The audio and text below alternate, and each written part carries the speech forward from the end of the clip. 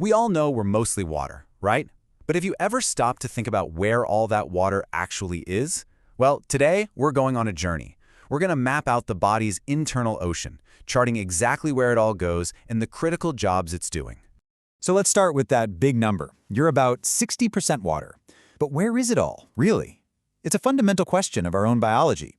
That water isn't just sloshing around in there. Oh no, it is meticulously organized into different compartments, and every single one is absolutely essential for keeping you alive. So what does 60% actually look like in real terms? For an average adult, we're talking about 40 liters of water. To put that in perspective, imagine 10 of those big gallon jugs of water. But the real magic isn't just the amount, it's how it's all distributed. So let's see exactly where the body stores it all. To start building our map, we have to make one major divide. It's a simple question. Is the water inside our cells or is it outside of them? This is the most fundamental split that organizes our entire internal ocean. Okay, first up we have what's called intracellular fluid, or ICF. This is the water that makes up the very substance of our cells. If you think of each of your cells as a tiny little house, the ICF is all the water inside that house. This is where the real machinery of life is humming along. And what about all the water that's not inside a cell? Well, that's the extracellular fluid, or ECF. So keeping our analogies going, if the ICF is the water inside the houses, the ECF is the entire world outside of them. It's the rivers, the lakes, and the atmosphere that all of our cells live and operate in.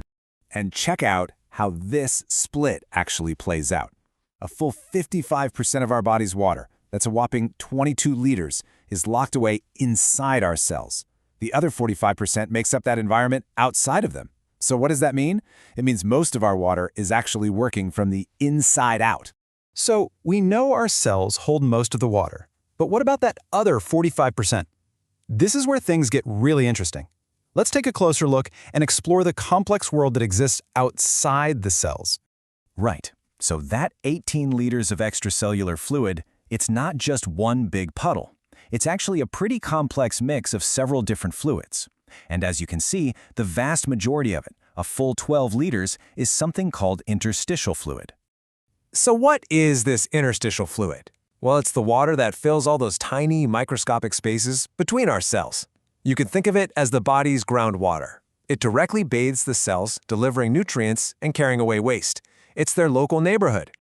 Okay, next up is plasma, which makes up about 2.75 liters. Now this one should sound familiar. It's the liquid part of your blood. So if interstitial fluid is like the local neighborhood streets, plasma is the superhighway system, transporting things like oxygen and hormones over really long distances.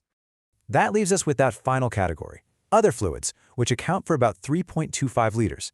And you might be thinking, what's left over?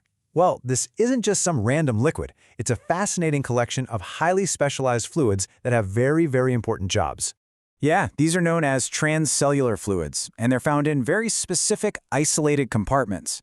We're talking about the cerebrospinal fluid that cushions your brain and spinal cord, the intraocular fluid that gives your eyes their actual shape, digestive juices, and even the synovial fluid that lubricates your joints so they can move smoothly without grinding.